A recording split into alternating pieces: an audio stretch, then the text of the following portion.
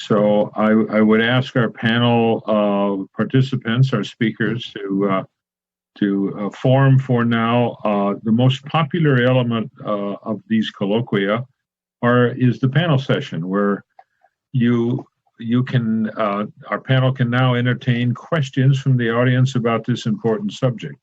You can still submit your questions online using that process I mentioned earlier. And I will reintroduce our moderator for the panel session, General Latiff. Over to you, Bob.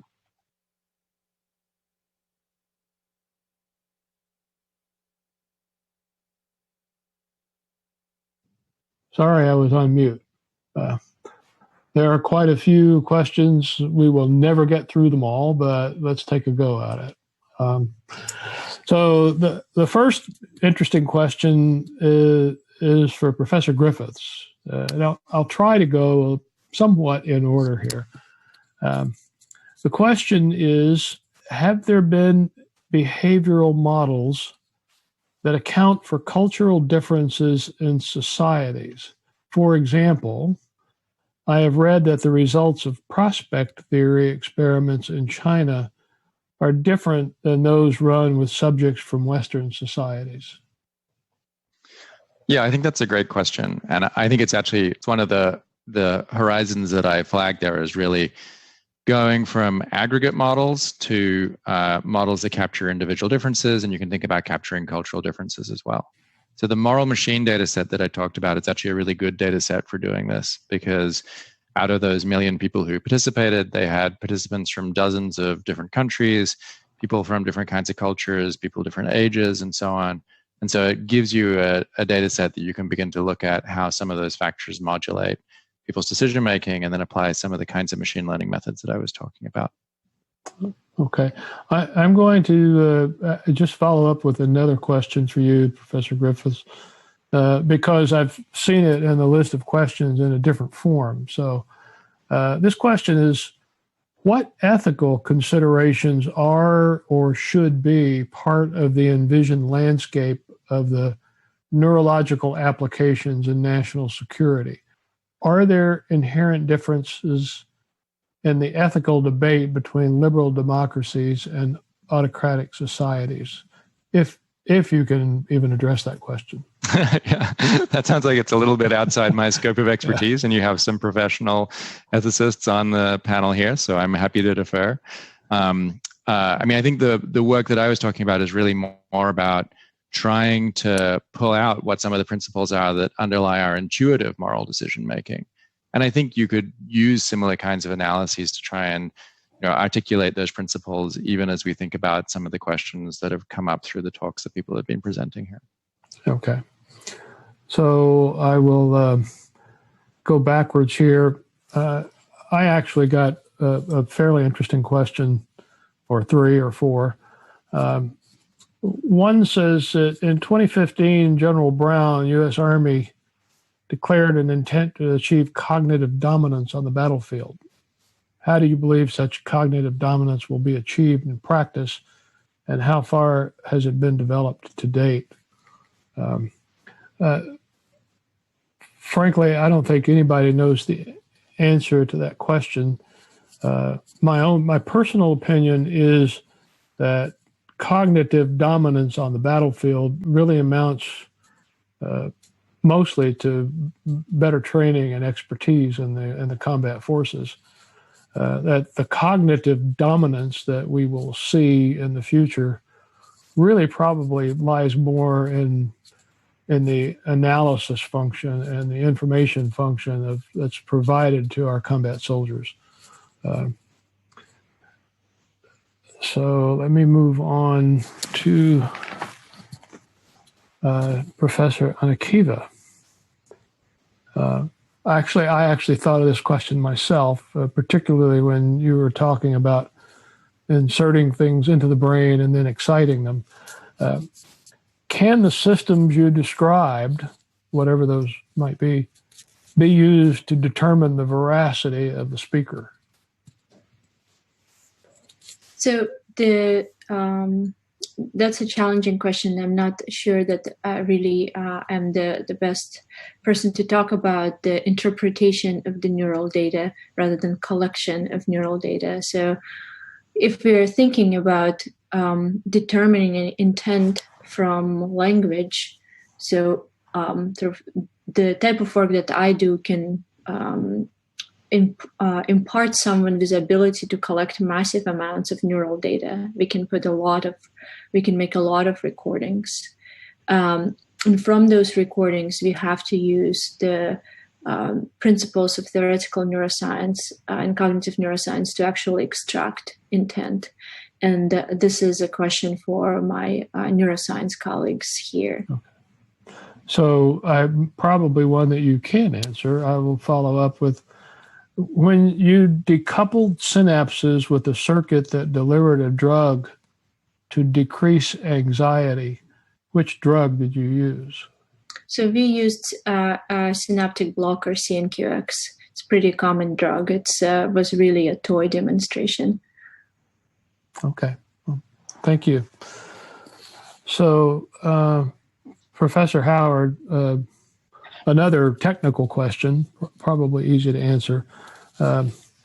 What about issues of cytotoxicity of the carbon nanotubes? Have those issues been solved when inserting in the brain? So cytotoxicity will occur on the carbon nanotubes depending on the curation process and the material that is being used for curation process. Probably my material scientist colleague here would know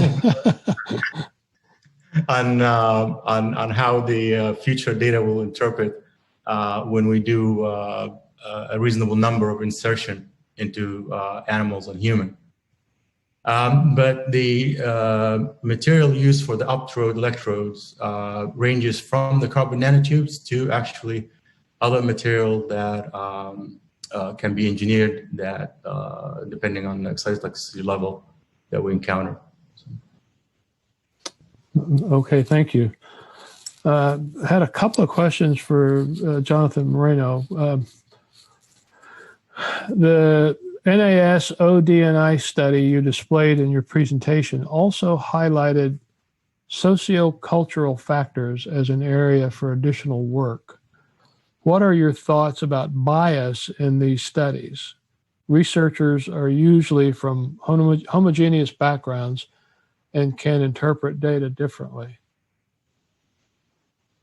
Well, I'm not a methodologist, so I'm probably going to have to punt that one. We do have so bias is always a problem, and we know that reproducibility is a problem, particularly recently in some of the cognitive neuroscience studies that have been identified. But I think we still do have peer review.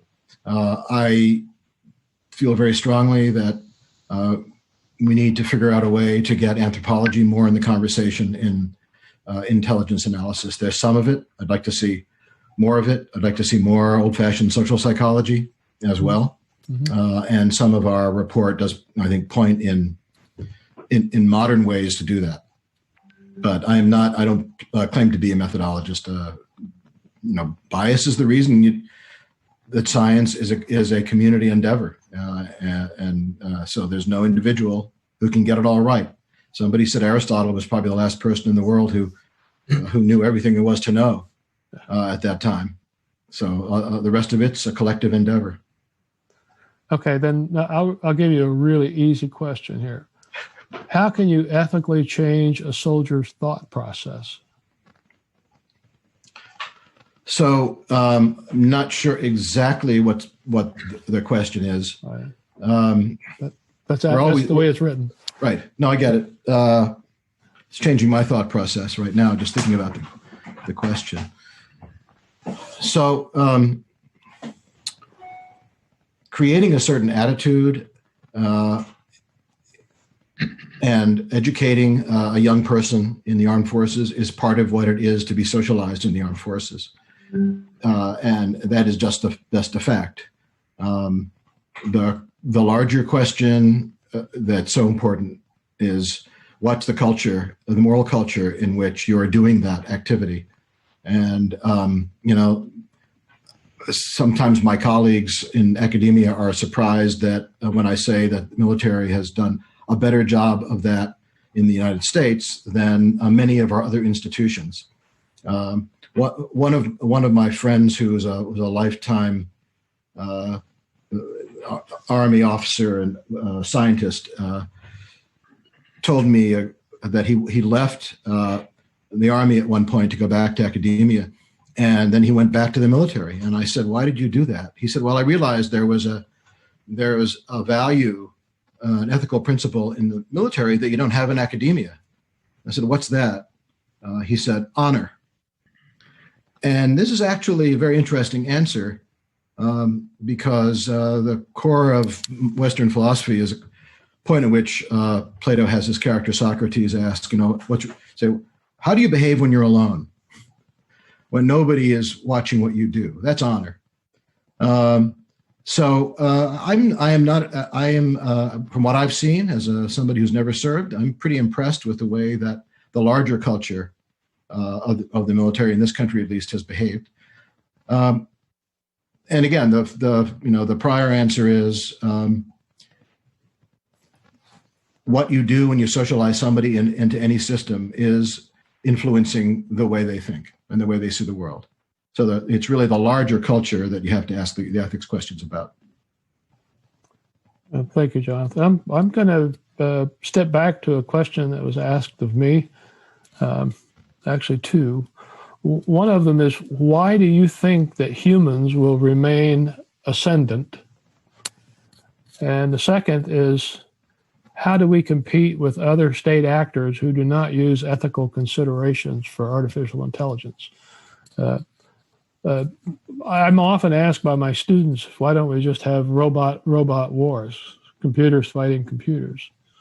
And for anybody who has any military background at all, you know that at the end of the day, whether we fight with missiles and then computers or space systems, at the end of the day, war involves human beings. And all these systems that we're building are basically just tools for the soldier. The question about how do we compete with other state actors who do not use ethical considerations, I think may be the wrong question. And that's why I wanted to come back to this, because we discussed it earlier. The question should probably be, how do we compete with other state actors who use different ethical considerations? Because ethics is very strongly related to culture. And our cultures just are necessarily different than other cultures. And I guess I'd probably follow that up by saying, I think I know the basis of this question is, how can we expect to win if we have one hand tied behind our back? And the simple answer is, we don't want to become what we're fighting. So let me move on. That's more of a speech than it is an answer. So this is a question for Professor O'Rourke, and it's relatively lengthy but interesting. You mentioned that heart rate variability is a predictor of the balance between the sympathetic and parasympathetic system. One of the predictors listed is cognitive abilities and performance. I am interested in the mention of creative problem solving. Can you say what HRV indicates about such creativity? And if it's within your area of research, could you talk about what workplace or information processing conditions facilitate or thwart the HRV creativity predictor? It's a long question, but it's a good one. Right. Yeah. Thanks for that question. So that bit of data came from a study that was looking at performance on a divergent thinking task, which is a creative problem-solving task, which involves generating an open, like an indefinite number of responses to a given situation. So they're, provided some cue and asked to generate as many solutions as they can. And so what they found was a correlation between the number of solutions generated and heart rate variability metrics, indicating that those participants with greater heart rate variability, that is, greater parasympathetic control or stress resilience, however you want to couch it, showed better performance. And creative problem solving is something that is discussed very often in the context of human performance, particularly for careers involving intelligence analysis or any kind of decision making, because we have a tendency to rely on standard interpretations and be guided by our biases, assuming that events will transpire the way they have before, or basing decisions on other types of biases. So having better creative problem-solving abilities makes it less likely for us to fall into those ruts when we're trying to come up with a solution or make a decision. So that's the crux of the operational relevance for that. In terms of the types of things that stifle creative problem-solving, I think time pressure, the usual kinds of workplace stressors that would stifle any kind of effective cognitive performance will impact creative problem solving. There is a relationship between working memory capacity and creative problem solving ability. So those who are generally predisposed to show higher cognitive function will show better creative problem solving. A lot of these constructs are closely connected, so it's hard to tease apart, specific things that will impact just one. But stress is definitely one of them. Okay, thank you. This is for Dr. Christensen. And we may have already touched briefly on this, but I think we would all be very interested in getting your take on the situation. Will the eventual use of fully autonomous systems by U.S. adversaries force the United States into adopting the same doctrine in order to remain competitive? Similar question. So just a small question there. Yeah. Yeah, that gets into a strategic and policy decision that's well outside my expertise or ability to speak with any authority. All I can really offer is my own personal perspective, and I think I'd go back to some of your comments a few minutes ago, sir. I think when we talk about wars of cognition, training and the way that we support our warfighters is going to be a key differentiator. What are the tools that we give them to bring to the fight in terms of their ability to use their warfighting systems effectively, be they semi-autonomous or traditional directly controlled technologies. Well, if I could follow up with my own question for you. You said somewhere in your talk that you thought the future looked like mostly non-invasive types of systems would be more prevalent on the battlefield. I go back to the question that was asked of me about what will cognitive dominance look like? I wonder if you could maybe try better than I did to sort of picture the future battlefield as it relates to neuroscience capabilities. Yeah, I think it'll change over time. The very nature of gaining dominance is that it has to be maintained. What it means to have dominance changes, with each kind of technical revolution in war fighting. So my comments about non-invasive techniques are more reflective of where I see the state of the science in the next 10 years or so, or maybe even a little longer than that. I do think there's a point where the benefits of invasive techniques will become great enough to gain consideration for more routine use. I'm not even going to venture a guess how far out that is. But yeah, as I think about cognitive dominance in the more near term, it's about relatively modest enhancements in fundamental human capabilities for coping with fatigue, for fluid intelligence, for perceptual abilities, that I think Sean did a real nice job of describing. I think a lot of it is also, what is the information that they have available, and how is it presented in a way that facilitates rapid and effective decision making, recognizing the limitations that we all have as humans, not overwhelming an individual, but presenting them with enough information to be effective. That to me really gets to the heart of what cognitive dominance would mean. I think we're talking about a world of hypersonics and space and cyber effects that can unfold incredibly quickly. But how do we translate that back to a meaningful decision for a warfighter that enables them to guide the course of a particular engagement? Because I think this also goes back to some of your original statements. War will remain a primarily human endeavor. The goal is not to, destroy, a particular warfighting system. The goals are to change human behavior at the end of the day. So, robots fighting robots, is only meaningful in as much as it helps us affect that change in human attitudes and behaviors. Thank you. Great answer. Much better than mine.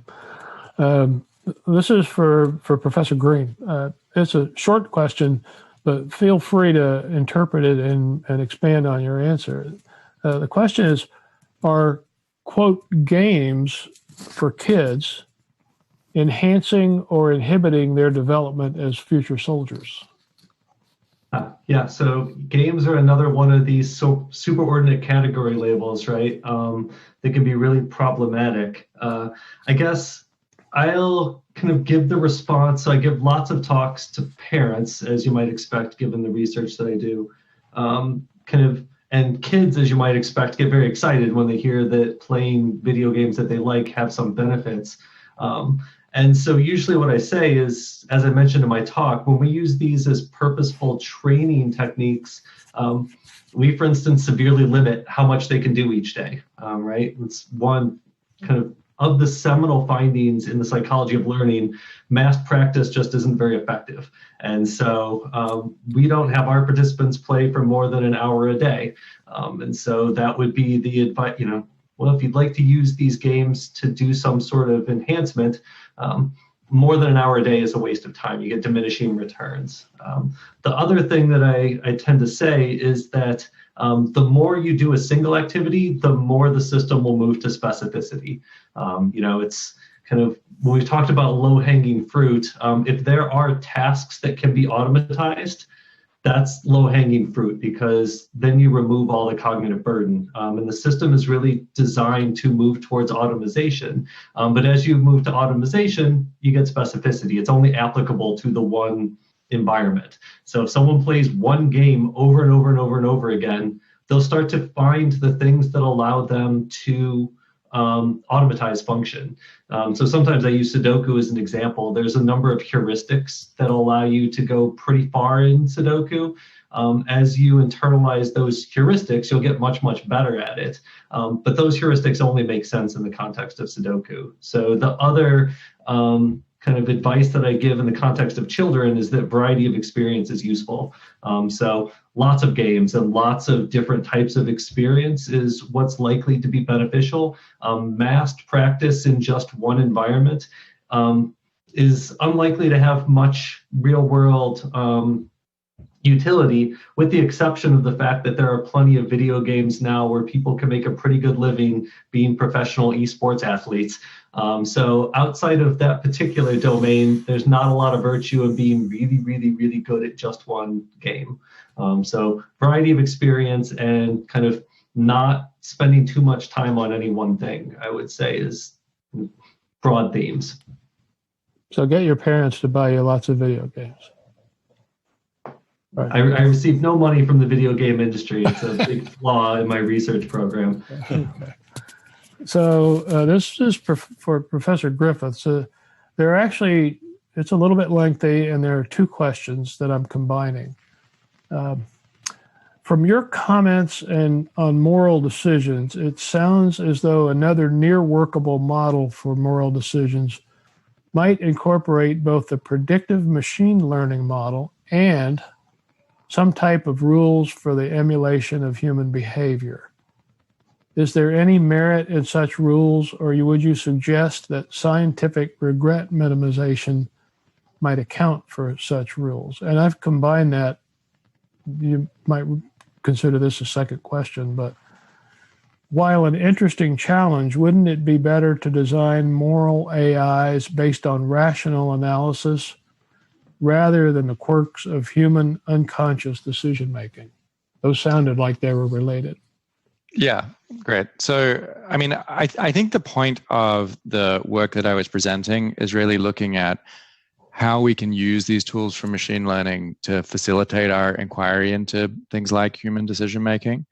And in the context of something like moral decision making, I think the reason why we want to do that in a way that's not just predictive, which is, the sort of generic machine learning approach, is you build a system which is going to map from inputs to outputs in a way that's predictive. But we want to do something that's explanatory, is precisely so that we can engage with those kinds of questions about how we should construct the decision-making systems that we're going to build based on, human intuition. I mean, I think one argument for why, in the context of moral decision-making, you want to pay some attention to human intuition is that it's human intuition that's going to be, in a sense, the evaluatory mechanism for the systems that you're building.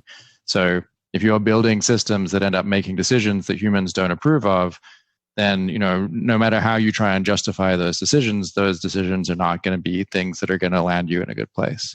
And so having an effectively sort of, machine learning guided method that allows us to pull out the principles that seem to be guiding human decisions and then identify which of those, when considered more abstractly, we agree with and which ones we disagree with, it's really giving us then the option of building a system in a way where we're able to make it align with the intuitions that people have, but also be a consequence of a process of rational deliberation.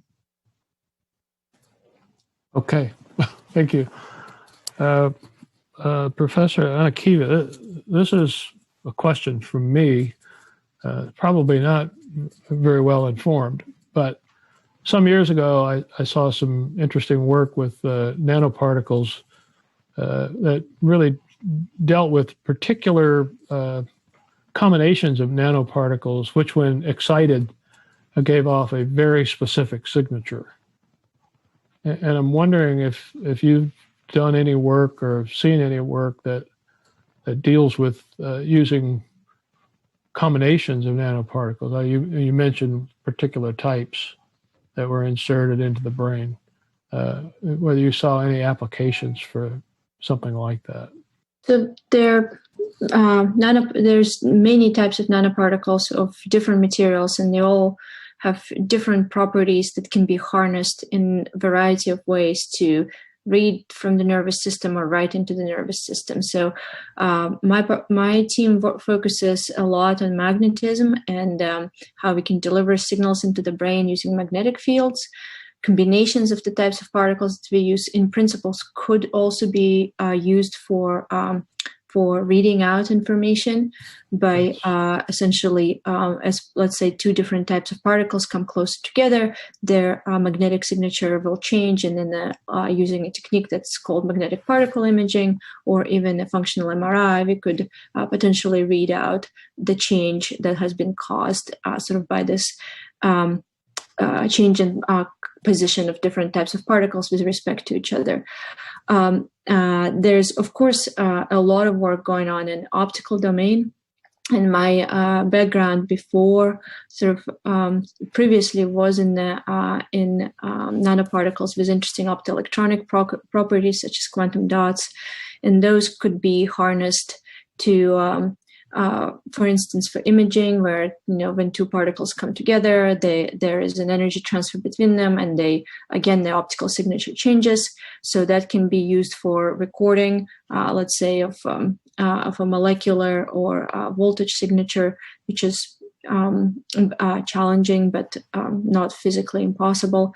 There is a method that has myself and my former advisor, Carl Deiseros, we have proposed some years ago called up conversion, where you can use a nanoparticle to absorb near infrared light and then convert it into visible light and use it for optogenetics, which gives you sort of an ability to deliver maybe optical signals a little bit deeper into the brain. That people have acted on that idea, which at that time it was a patent, but now there's a beautiful work from Singapore that kind of acted on that idea and have shown that in fact it is possible.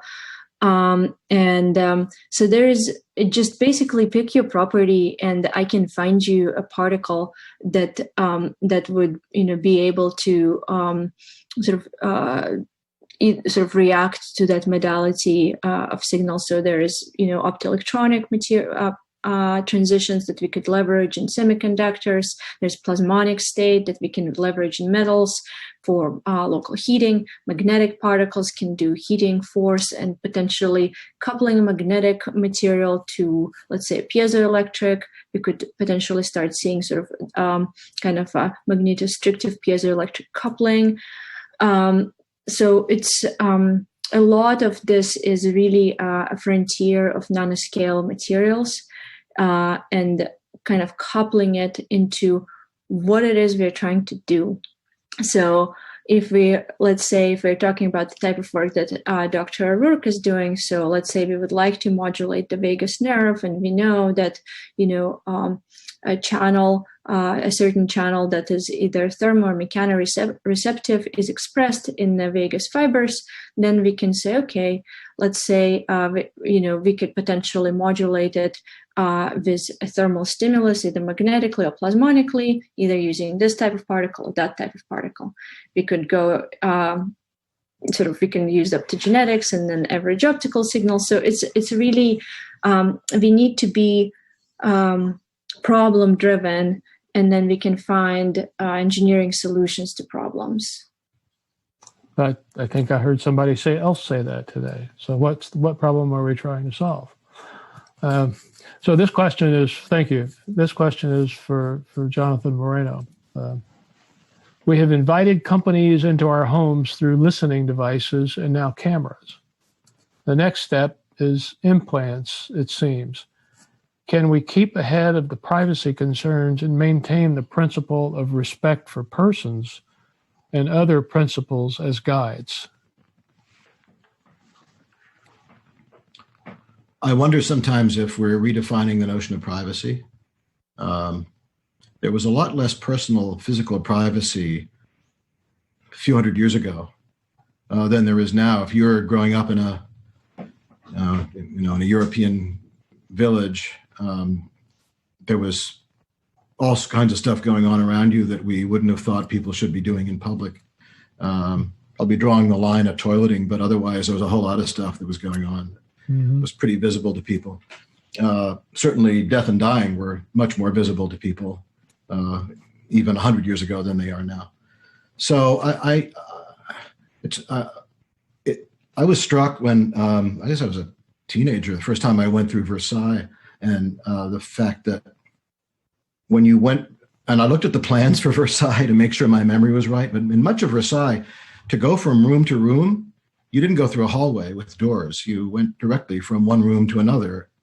And, this is only a few hundred years. So I think it may be that our notion of privacy is changing. I know I'm not exactly answering the question, but I think we need to think about the language we're using. And it may well be that my freshmen that I'll teach this fall remotely, sadly at Penn, were born after, a year or two after 9/11, and they have grown up in a very different privacy environment. That doesn't mean that they're not interested in privacy or worried about it. But they have experienced coming to consciousness and maturity differently in this environment than certainly than I did. It would be interesting to get everyone's opinions on what constitutes privacy, but we don't have that much time. This is for Professor O'Rourke. I think this is for you.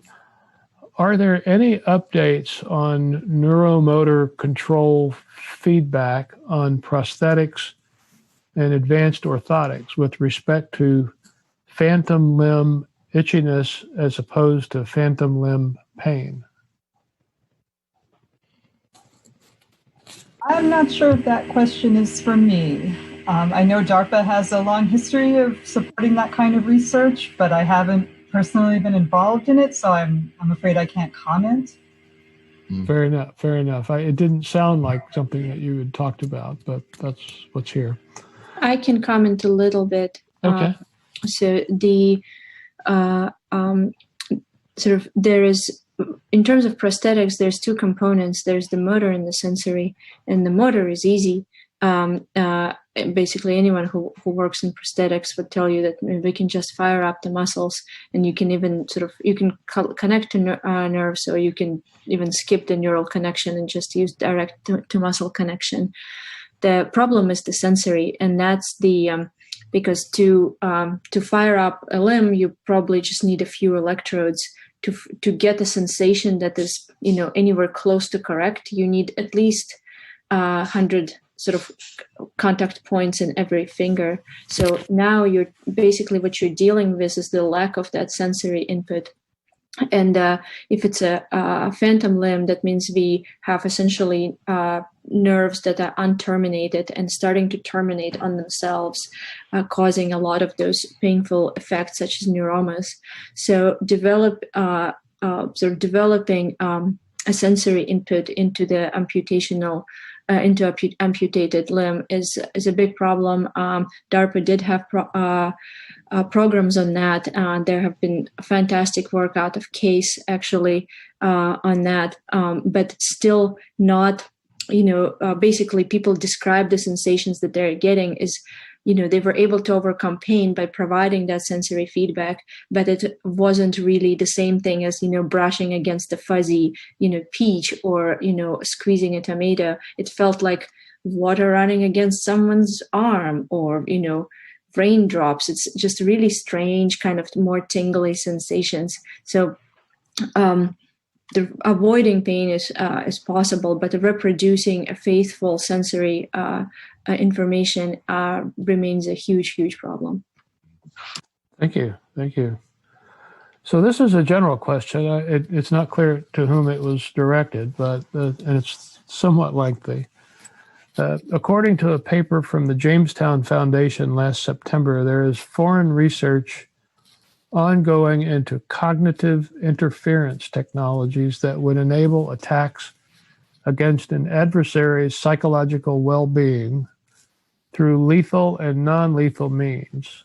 Light waves, electromagnetic waves, and microwaves can cause psychological damage, confusion, hallucinations, changing the other's cognition, and ultimately causing the enemy to act in violation of their own interests. Given your research, do you believe such capabilities are achievable? And if so, how far off are they? I can start, but I think I would probably want to split this with Dr. Christensen. And it's a matter of sort of both the physics and the granularity. So if you blast somebody with laser beams into their eyes, they will get confused. So no question. Will we be actually, delivering information into their brain using combination of, let's say, optogenetics and light? No way in hell. So there is a skull in the way. And as far as we are concerned, we're not transparent. So I can take a laser beam here and it's not going to come out on the other side. So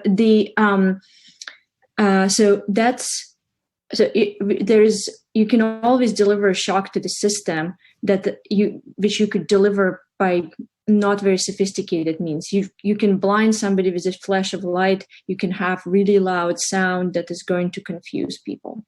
The question is, can you manipulate brain activity through some of those means? And we are very far away from that. So if you're thinking about signals can propagate through space for extended periods of time, such as, let's say, RF or magnetic fields, those would need to be transduced into a signal in some way in the brain.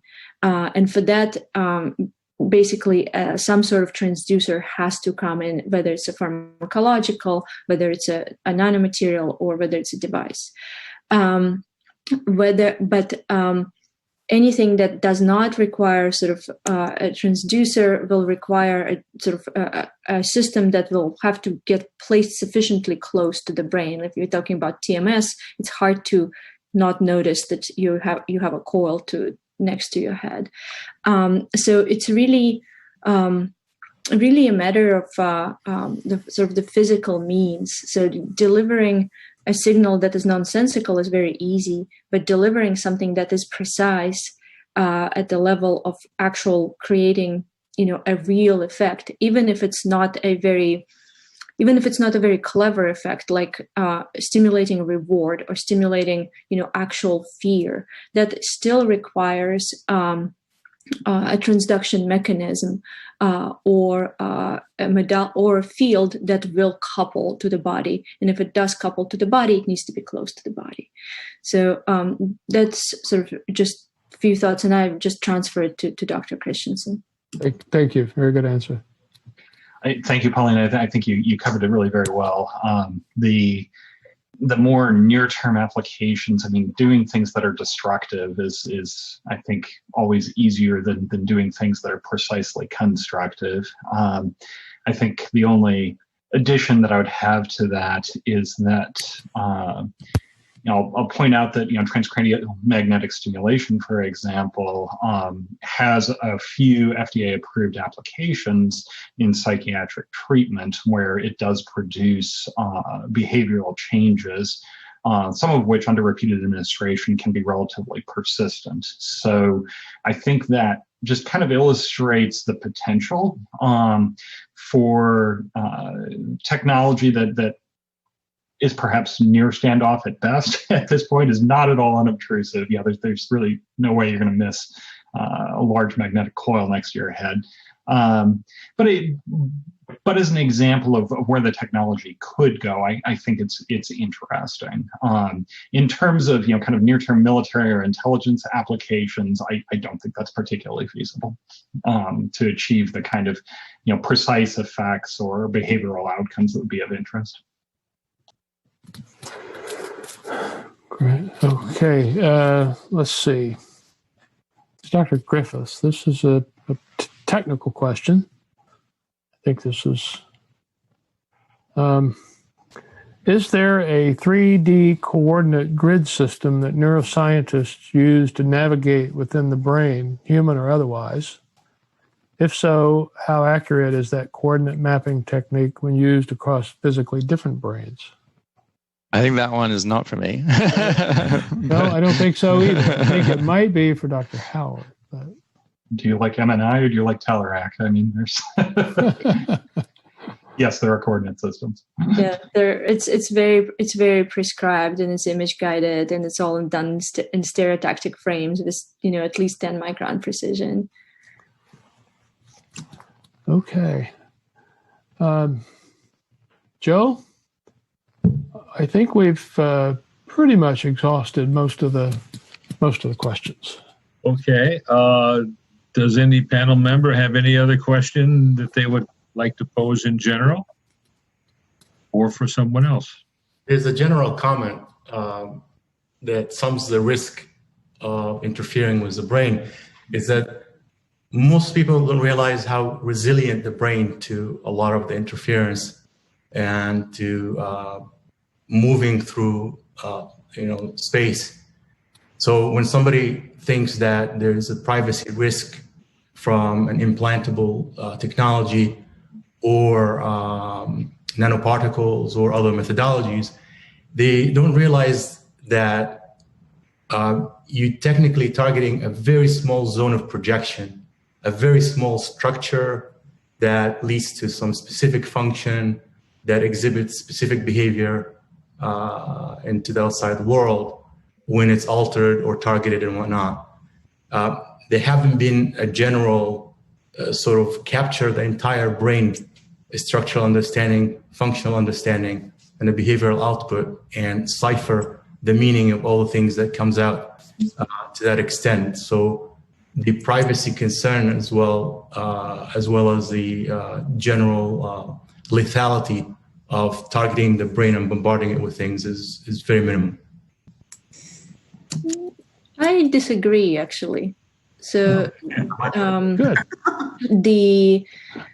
There's has been quite some work, and probably colleagues in the computational field will correct me if I'm wrong, where you can extract significant amounts of information from relatively benign experiments from imaging and EEGs. For example, just doing some sort of image recognizing tasks, you can get people's ATM card numbers, you can get their social security numbers, so which is all can be quite unpleasant if it got into the wrong hands. So just by there's quite a bit of information one can gather, and if you're thinking about, and that's just from non-invasive, really brute force devices, and then but now if you're thinking about, let's say, an implant, particularly like now people are really considering those privacy concerns in the case of deep brain stimulators that are used for Parkinson's.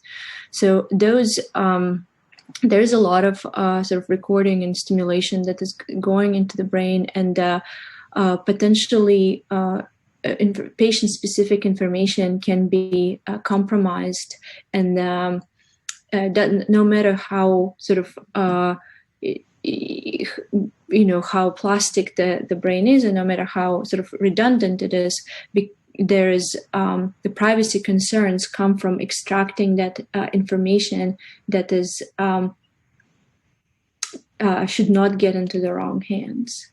Right, but it's within a scope of a limited scope.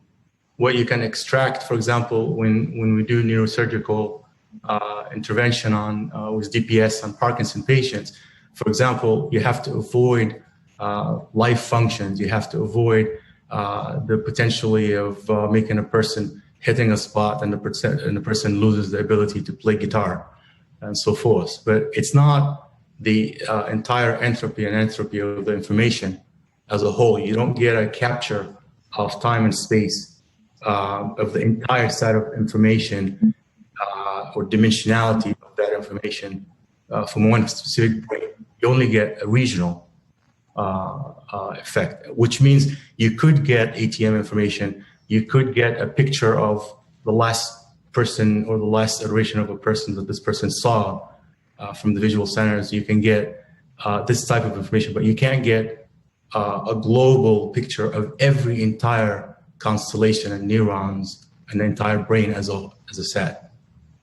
You don't need to. I mean, if we're talking about the matter of national security, like an operative could just be, have committed to memory a certain numbers, certain information, and if that's extractable, then we have a problem. And that is extractable? Yes. Yeah. Interesting. Yes. You can get a lot of that type of information. Okay. That was about the most interesting thing I heard today. I would hope it's difficult in individuals who aren't cooperative. One last question that one of our board members asked is the following. Do you foresee any breakthrough or any breakthrough in the next 10 years that will allow us to understand the intentions of leaders, national leaders or otherwise? Yes. Yes. I mean, we just sort of touched on that subject, so maybe there's a broader domain. If you can capture a stream of intent data or represented data that represent intentionality from the content of language, from the face expression, from the behavioral movement, from actual data that comes from the brain without having much of any level of intrusiveness other than privacy intrusiveness. If you analyze most of this content using some machine learning techniques and whatnot, you can get some probabilistic indications of behavioral matching, intent outcome, something that is in a contextual closed set of probabilities. I guess at that point, the interesting question would be whether that would turn out to be any more useful than traditional personality assessments. The OSS did a famous assessment of Hitler, was it 41, and predicted that if he was surrounded, I think this was the prediction, that he would commit suicide. So I'm not sure how much more you would get out of that kind of analysis. Would be really interesting to try to test it. The Israelis did some experiments in a project called Checkpoint, and which I think was supported by H. Sarba, which back then was the DHS sort of research arm. I don't know if it's still around or not. And it was very much to look at from a distance at the micro expressions and the micro constellation of facial expressions of a person and determine whether they have a hostile intent or not. I'm not so sure if the work was widely accepted, but there's a volume called What the Face Reveals by Ekman that focuses on this type of expressions.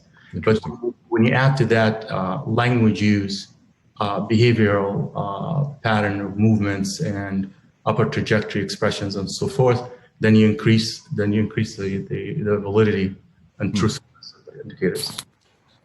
So apropos of, I think it was Dr. Griffith's talk, if you can combine traditional techniques, Jonathan, with some of the more quantitative techniques, you might be able to get an even better result.